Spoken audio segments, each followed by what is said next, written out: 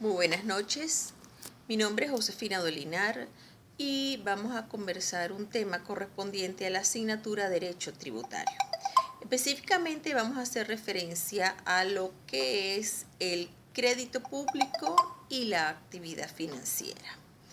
El crédito público tiene una antigüedad que data desde el siglo XVIII, cuando en esos momentos, los estados solicitaban créditos y ofrecían garantías para el pago de esos créditos. ¿Qué sucede? Que los soberanos, los monarcas, cambiaban constantemente y las reglas eran muy irregulares. Es en realidad a mediados del siglo XIX cuando los estados ya comienzan a estabilizarse un poco desde el punto de vista administrativo y financiero y pueden garantizar el adecuado cumplimiento del compromiso de los créditos. Entonces es por eso, a partir de ese momento, en que cada estado se podía abastecer económicamente para cubrir ese compromiso o esos gastos ya adquiridos. Cuando nosotros hablamos sobre crédito, la palabra en sí quiere decir es creer, tener fe sobre lo que se está haciendo. Y por supuesto, cuando hablamos de público, estamos haciendo referencia al Estado como el poder público, como el ente, el rector, el ente que manda, el ente que domina y controla dichos créditos. Es el Estado entonces el titular de los créditos públicos, por supuesto. Y dependiendo pues de la centralización, hablamos entonces de un poder público nacional, hablamos de un poder público estatal o un poder público municipal, dependiendo entonces del sitio o el estatus en el cual estamos hablando del crédito público. Por otro lado, todos los estados, todos los países requieren satisfacer las necesidades de sus pobladores, de sus ciudadanos. Pero para eso el Estado necesita tener unos ingresos. Esos ingresos son dineros que deben entrar a las arcas públicas y tomar las decisiones de qué se va a hacer con ella.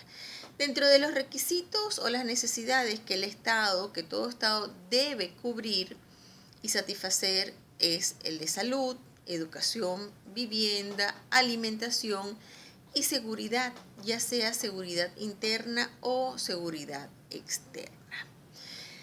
Todos los países, no importa bajo qué régimen estén funcionando en ese momento, necesitan entonces el ingreso de los dineros y los gastos. ¿Okay? Dentro de los ingresos a las arcas públicas podemos hacer referencia a los tributos. Los tributos son desde el punto de vista cualitativo y cuantitativo, el factor más importante y de mayor peso para el ingreso de los dineros. Esos tributos están dados por los denominados impuestos sobre la renta, los impuestos del valor agregado.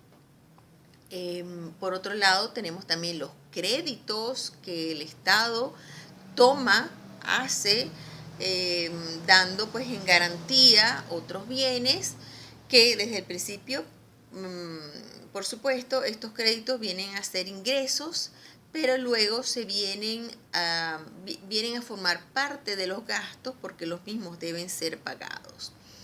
También tenemos dentro de los ingresos las contribuciones de los ciudadanos, las sanciones, las multas y los denominados impuestos sucesorales.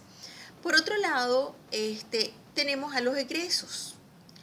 Los egresos o gastos es la inversión que se hace para poder satisfacer las necesidades de los pobladores.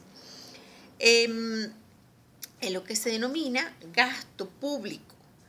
El gasto público tiene tres etapas. Una que es la asignación del dinero para las actividades.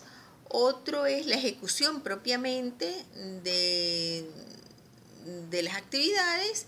Y por último, el control. El control puede ser el llamado el simultáneo, que es aquel control que se hace en el momento que se está entregando los dineros, y el otro es el control posterior, que una vez que se realizan las obras. ¿Cómo hace el Estado para poder organizarse y administrar esos gastos? Lo hace a través de los llamados presupuestos. El presupuesto tiene un peso jurídico muy grande y los presupuestos se hacen con cierta regularidad. Si es a nivel nacional, hablamos de la ley de presupuestos generales, y cuando es a nivel local estamos hablando de los reglamentos. Muchas gracias por su atención.